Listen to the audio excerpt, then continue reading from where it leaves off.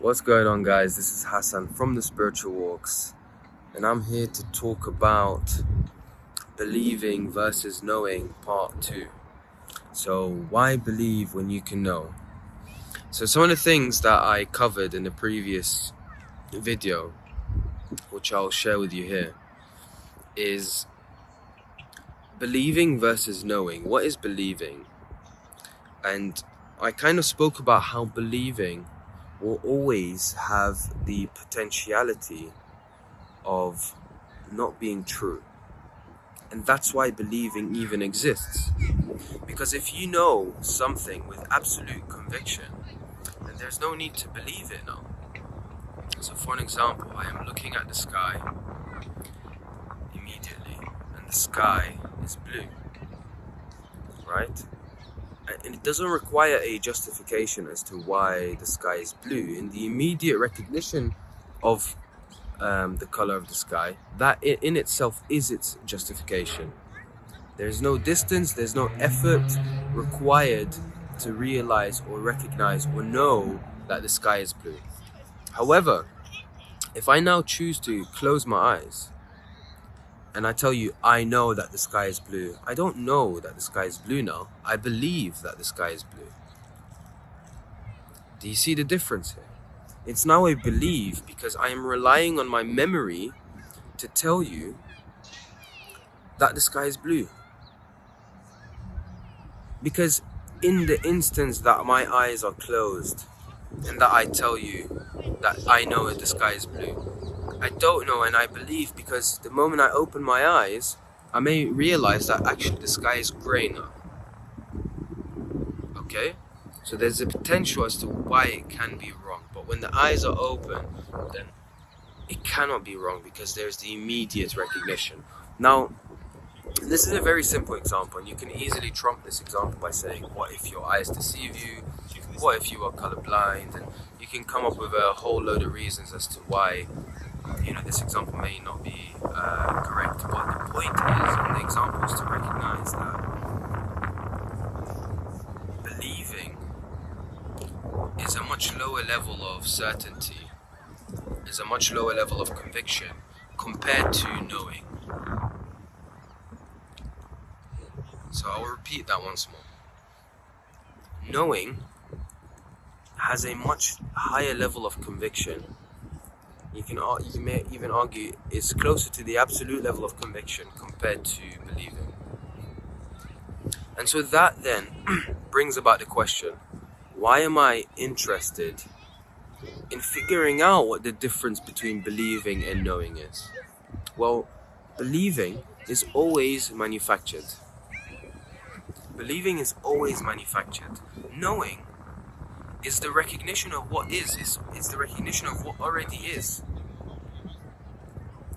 And so if you are someone who is interested in the truth, which you will be if you want to live a profound and meaningful life, because profoundness and meaning, they are essentially truth, knowing the truth. The love of truth is the love of meaning, the love of profoundness. If you want to live a life like this, you don't want to have your reality shaped by manufactured belief systems. And the reason why belief systems shape reality in this way is because they hold the same place within you, or they trigger reality in the same way that belief does, that knowing does.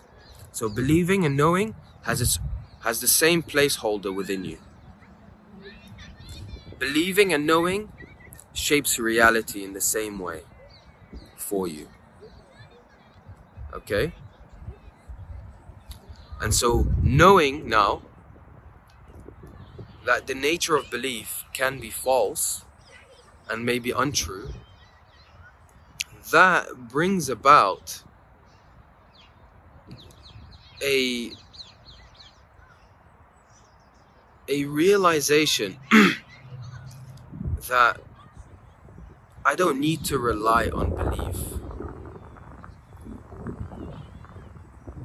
Okay? There's a beautiful quote. There's a beautiful quote that I thought I would measure. Oh, let's kick this ball away. So there's actually a beautiful measure. Not a measure. There's a beautiful quote that I'll share with you about this. So there is one of the so a man called Ali ibn Abi Talib, and I've mentioned him several times. This is who I grew up reading about and learning about quite a bit. So it's the Prophet's cousin and son-in-law. So a man came up to him and he asked him, "Do you see God?" Okay. Now in this instance, God and truth, they're synonymous. There's no difference between God and absolute truth. Okay. So this man asked him, "Do you believe or do you see God?" Okay. And he responded, "Would I worship something I do not see?" Okay. But now when you look at the general narrative of even Islam or most religions, it seems to be about believing in the unseen. Okay, you should believe in the unseen. In fact, you should in fact you should know what there is to know. And you should be okay with not knowing. You should be okay by listening to something that you are being told until it can be verified through your immediate knowing. But at the same time, be okay with not knowing something. There seems to be some sort of underlying fear that you may not know something. If there's 100 people and they ask you a question, and you should know. If you are some sort of engineer and there's 100 people, 100 engineers, and they're asking you a question, if you don't know, right, it's okay to say that you don't know. But a lot of individuals will go down the path of acting like they know. Because they feel that deep down, if they don't know, the next thing that can satisfy them is just strongly believing in something that they've been told. And this, very point is quite controversial. And not many people will like this particular point. But in essence, the bottom line is that recognizing the difference between believing and knowing will bring about a tremendous amount of clarity in your life. You will not have manufactured beliefs trying to shape your reality, trying to distort reality. You now see reality for what it is. Okay? And this, by the way, that I'm talking about is even reflected in quantum physics, which is quite interesting.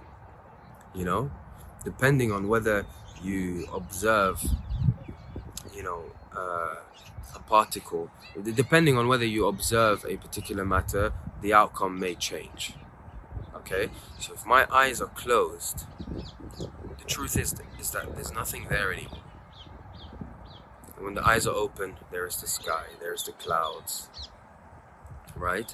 There's these houses behind me, and there's nothing behind these houses. But when I walk there, there's now something there. So based on whether something is observed, right, the outcome can be changed or known. So I think I've probably confused you enough here. So I think it's a good idea to wrap things up.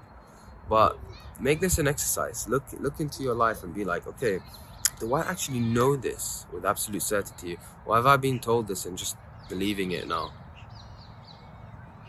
Ask this question, and this puts you in a very meditative place where you begin to recognize that, hey, like 90% of the things I believe in is I've been told it. It may still be true, but the bottom line is that if someone tells you something else, like I right now can tell you that the sky is blue, okay? And we could be somewhere else and I could tell you that the sky is blue. You either have the option to believe or disbelieve me, right? And if you choose to have absolute trust in me, then you have absolute belief in me. You still don't know. The moment you know is the moment you step outside and see. Okay? And so I'm not saying that whatever you believe in is false and it's wrong, but for sure it's a second-hand narrative that has been passed on to you, that because it's second-hand can have distortion, can have some sort of falsehood. Whereas if it's known immediately by you, by seeing, by recognizing in this moment now, in your immediate reality, then it doesn't have space for distortion. It's clear. It brings about clarity. So thank you so much for watching. This is Hassan from The Spiritual Walks, and we are all on a journey towards the truth.